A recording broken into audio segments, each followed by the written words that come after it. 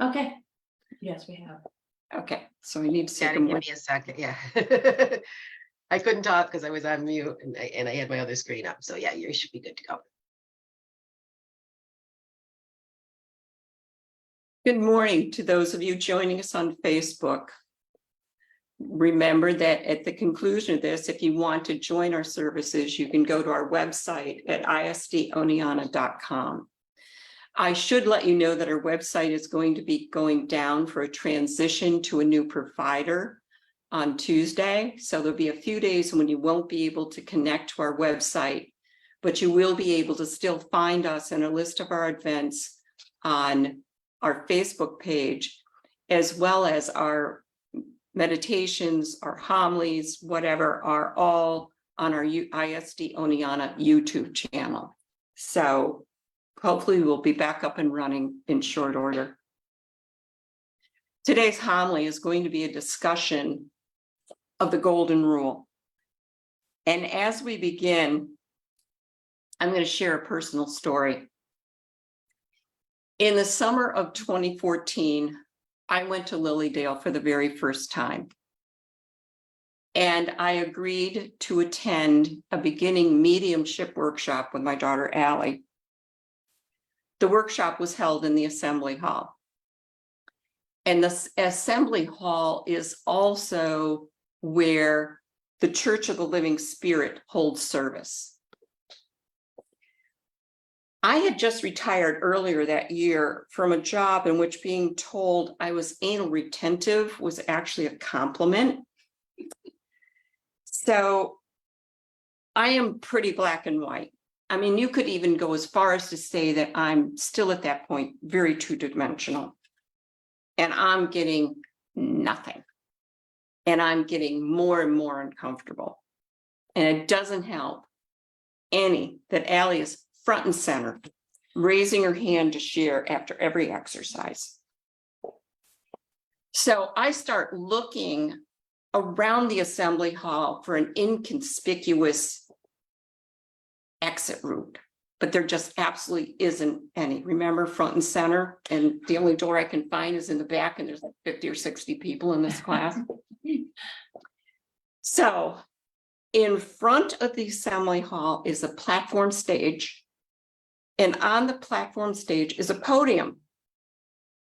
And I look above the podium, and on the wall, painted in big letters, is the principles of spiritualism. And I start to read them. Then I start to write them down. The next morning, before leaving Lilydale, I stop at the bookstore and I buy this little card, $3. It's the principles of spiritualism. Take it home and I put it on my mirror and I read the principles and I study them and I read them over and over again. And I made a decision that if I could find within a reasonable commute an institution that subscribed to those principles, I was all in. Fast forward. In early 2016, I attended an organizational meeting for the Oneonta Institute of Spiritual Development. I read the principles. Not the same, yet close enough. I found my welcome home. The Institute of Spiritual Development principle number 7 states, we believe that the highest morality is contained in the mandate, do unto others as you would have them do unto you, the Golden Rule. Now, going back to that career that I retired from in 2014, a lot of what I did was to interpret education law and contract language and put it in terms that lay people like administrators could understand.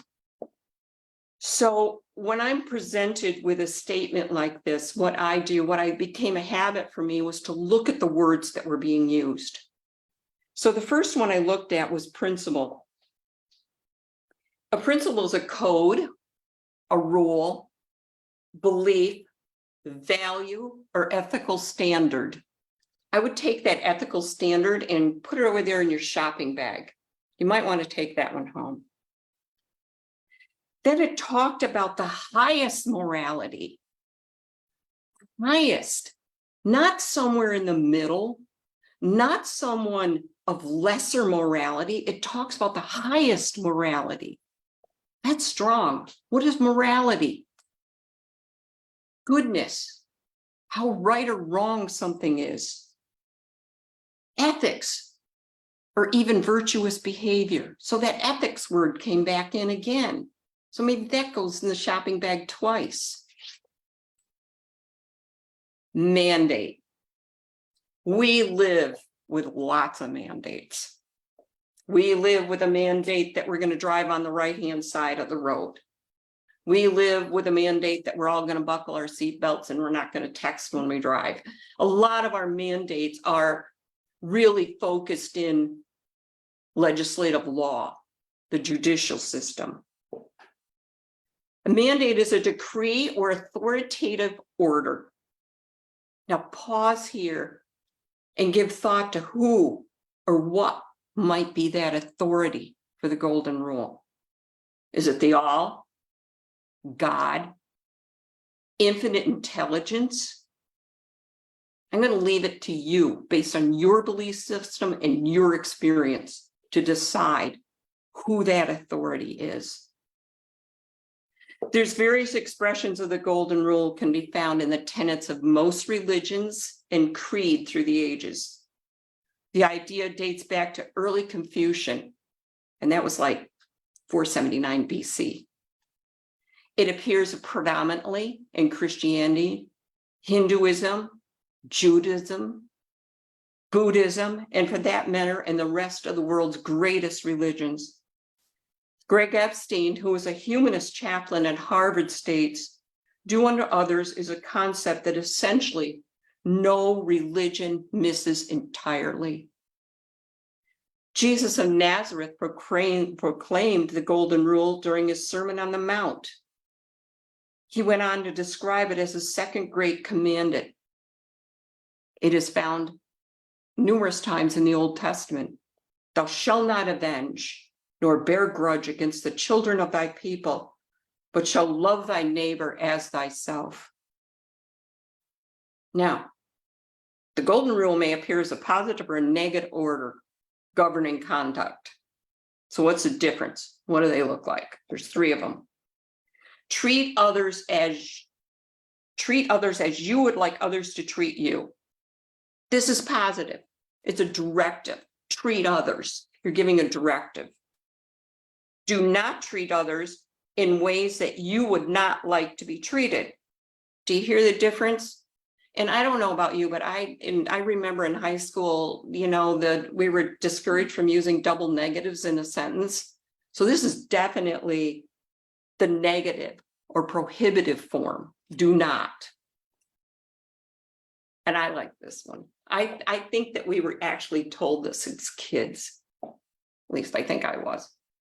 What you wish upon others, you wish upon yourself. And this is the empathic or responsive form. Take a moment to just consider what form works for you. There are several lenses by which to look at the golden rule.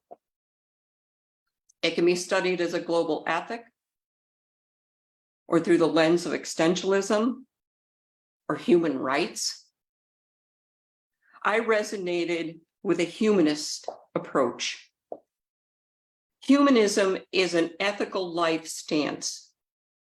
It affirms that human beings have the right and responsibility to give meaning and shape to their own lives. So what makes a good humanist? A humanist is someone who couples love with empathy, democracy, and a commitment to selfless service. Humanism is a belief in human-based morality. Trying to live according to the golden rule means trying to emphasize with other people, including those who may be very different from us. Empathy is at the root of kindness, compassion, understanding, and respect. Qualities that we all appreciate being shown, whoever we are, whatever we think, wherever we come from.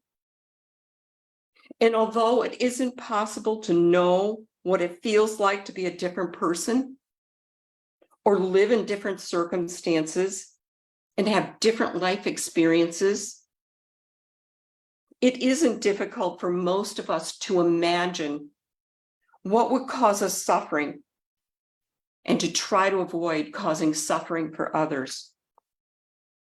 For this reason, many people find the effect of the golden rule, do unto others as you would have them do unto you, of natural importance. We can all agree that great division exists in our world today. So I want you to take a moment to imagine with me. What if we were willing as a global community to return to the tenet of the golden rule that is universal across most faiths? This shared belief can serve as a unifying principle throughout time and space. It could unify wildly different religions and cultural backgrounds. Imagine with me. We as individuals in our daily actions and interactions embracing the universal golden rule in order to heal the current hatred and division in the world. I believe it starts at home and in our communities. It begins with behaviors we mirror for our children and our grandchildren.